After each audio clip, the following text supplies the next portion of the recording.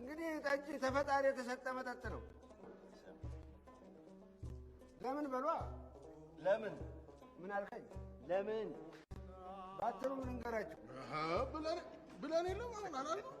እንግዲህ አረቄን አየህ እንደሆነ ከተቀበልክበትና መሬት ማስቀመጥ ተጀመርክ ጀምሮ መቀበር ያህል እንዳየ ነው።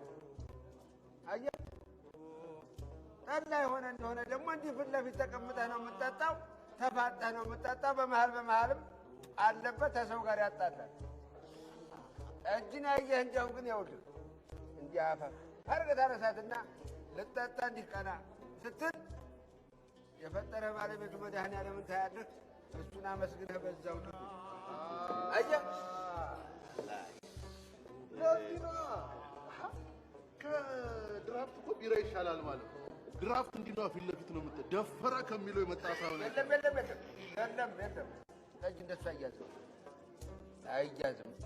ድራፍት ጠጅ እንዲህ ነው ከሆነም እንዲያው ደከም አየህ። ይኸው ነው እንግዲህ ልጆች እንዴ ድካሙ ቢላችሁ ነው እንጂ ባሻ እኮ ጆሮች አይሰሙም እኮ። ታዲያ እንደሚሰማ ሰው እኮ ነው የሚያወራው። እንዴ እሳቸው አልሰማም አይሉማ። ለምንድን ነው እንዴ? ልብ አልሞተችማ ኩራታቸውስ።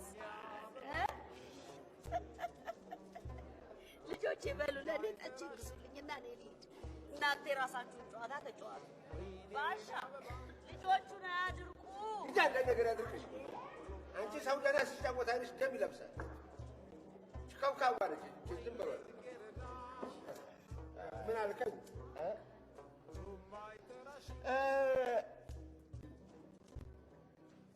ምንም ሂሳብ